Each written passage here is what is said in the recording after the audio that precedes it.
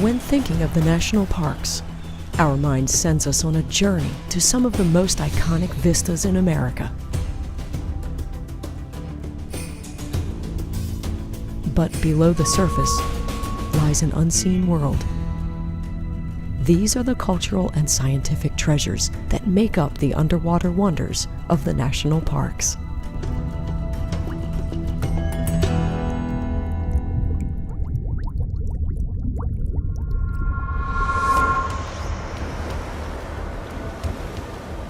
Yellowstone, the crown jewel of the National Park Service.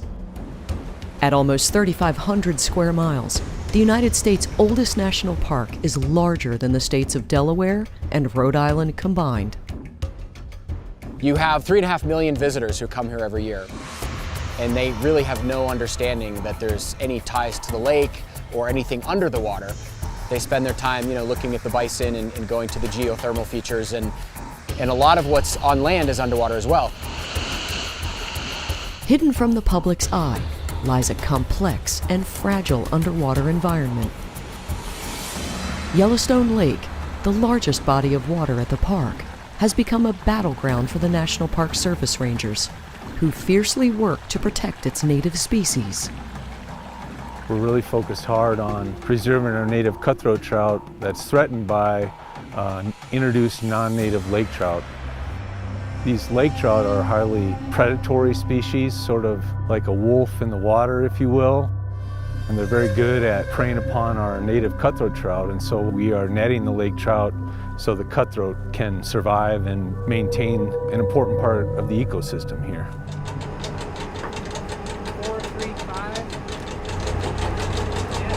Well, when the lake trout are brought onto our netting boats, typically they're measured for length.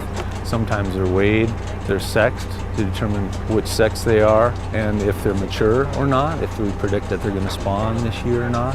Or maybe we're implanting radio tags and acoustic tags into some of them to help us improve our netting efficiency.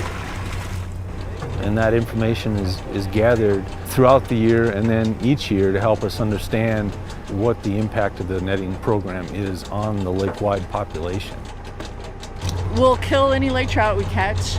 Any cutthroat that are alive when they come on board, they'll get out of the net as fast as they can and put it right back in the water.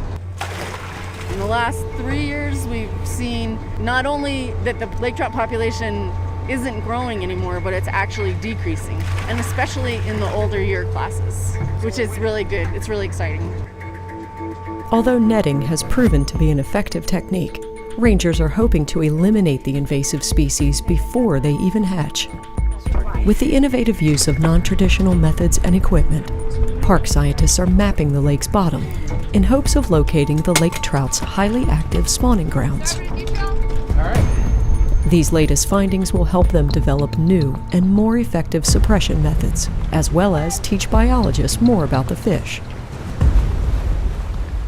But this won't be the first time that sonar scanning has revealed new insights about the lake. While mapping its bottom in 1996, researchers made an unexpected discovery. Although perhaps it shouldn't have been. With half of the world's known geothermal features located right here in Yellowstone, it's not a surprise to learn that they can also be found right below the water's surface. So you have this really interesting place where there are geothermal features underwater. There are dormant spires that are really incredibly rare. These unique geothermal processes are normally found only in extreme ocean depths. To date, these are the only freshwater examples that we know of, and their accessibility to divers provides a wealth of information for scientists and researchers alike.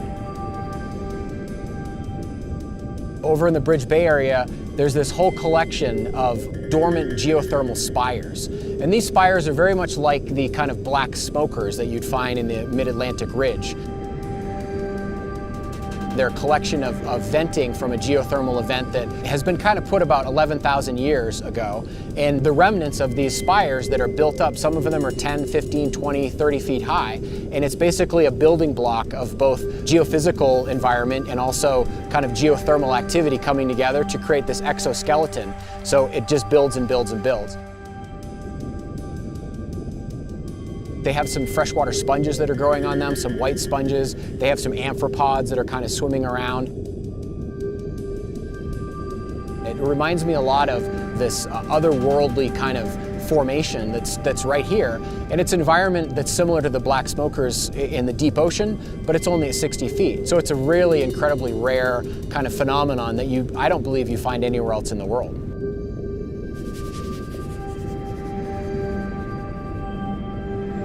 Even though the spires lie dormant, many of the lake's geothermal vents remain active to this day.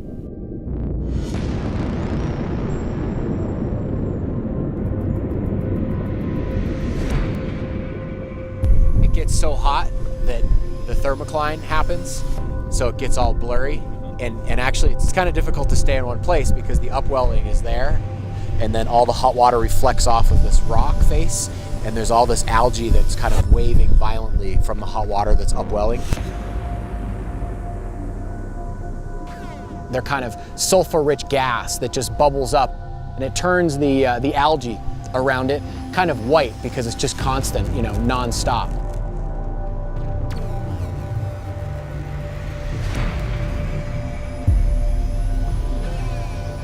It's kind of a violent scene of hot water mixing with cold water, and the algae is kind of swirling all around, and it's kind of hard to keep your perspective because the water's kind of pushing you up out of the hole.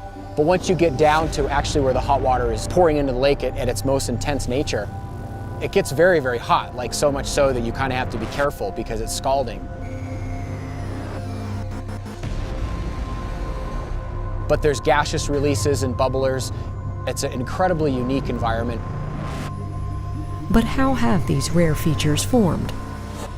The answer lies below Yellowstone, in an active supervolcano, whose magma reservoir was, until recently, thought to be capable of filling the Grand Canyon 2.5 times over.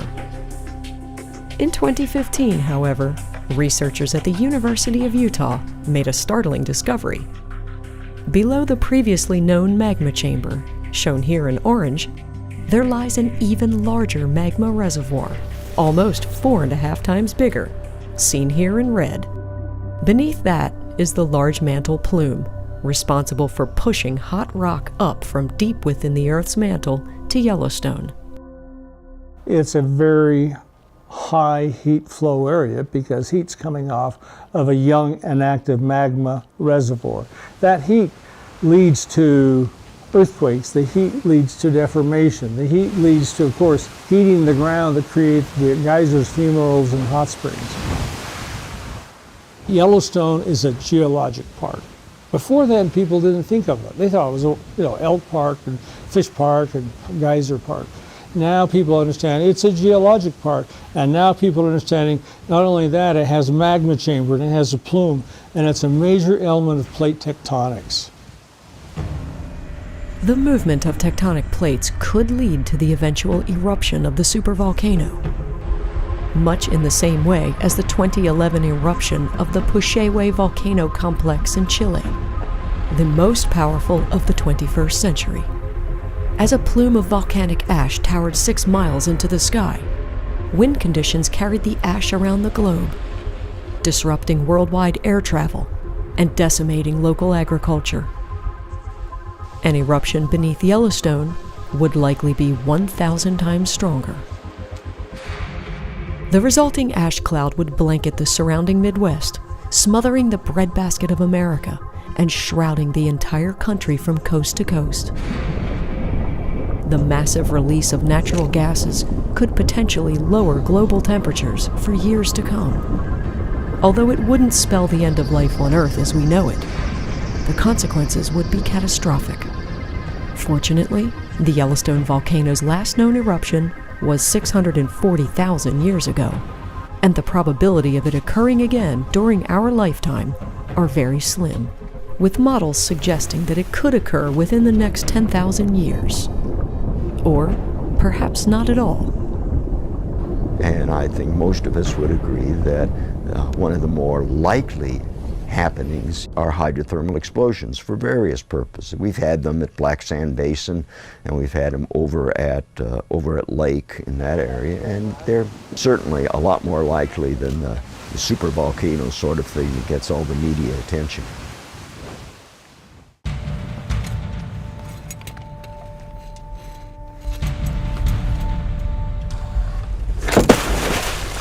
The centennial of the National Park Service in 2016 is a great opportunity to engage with the public and help make the parks relevant to the next generation, to the millennial generation.